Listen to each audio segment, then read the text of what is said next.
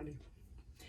All right, you guys, so today we're going to be demonstrating a male abdomen. So why would we maybe do this? Any surgical scar tissue, also great access to bladder and prostate right through here. So that is part of our ED protocol, includes treating the abdomen.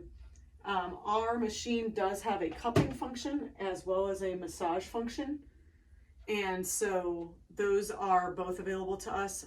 We don't typically use them if there isn't scar tissue or other reason to believe that there would be adhesions. Use them a lot more with the female clients, depending on what's going on in the abdomen. Can also use it if there's any tissue laxity or stretch marks or some of those kinds of things that are contributing to pull on the bladder or any of the. So this is the massage piece. Obviously the machine makes a noise with the air compression and the electricity. This literally like a massage gun. We can change the frequency in the head, just brings some blood flow to the area, helps the client get used to some of the sensation if they happen to have any pain or are sensitive. Thankfully he does not. So again, we treat the abdomen mostly related to bladder and prostate issues. Again, anything post-surgical, scar tissue, the Shockwave is just really amazing for that. So normally we would do this, usually it's between 2 and 3 minutes. Just pulsed activity, just gently massaging it. It's a pretty mild sensation, would you agree? Yeah.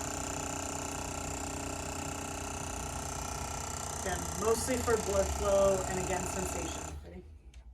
Okay, so this is the Shockwave wand itself. We have a lot of different tips that we can use for different purposes and based on tolerance to sensation. So with the abdomen, this is the most commonly used tip. It ranges in intensity from 0 to 5.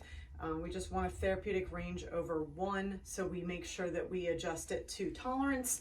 There is a thumping and slight tapping, between tapping and zapping sensation as the sound waves pulse through the tissue. But with the radial unit, what we love about it for our clients and for our work here is that it starts skin surface, dissipates as it goes deep. So maximal depth is usually 3 centimeters. Makes it perfect though for different abdominal functions, painful periods, endometriosis, PCOS, or in this case on a male client, sometimes we treat bladder and prostate. We also treat through the perineum, and of course there's the protocol for erectile dysfunction. But for this right now, you'll hear a very loud noise.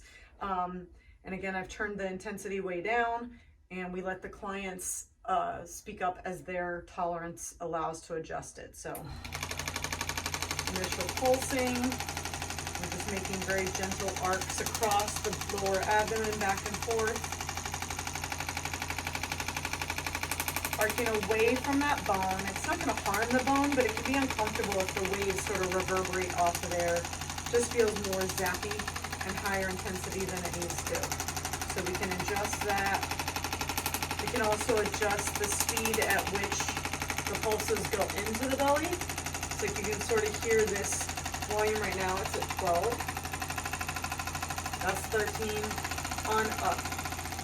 For the abdomen, we usually leave it between 12 to 15. Not only most comfortable, but just the effective depth for the pulses. Moving it slowly back and forth. We can kind of angle down and target on either side of the bladder, right down towards the prostate. Keep it more focused down towards there if that's the main purpose.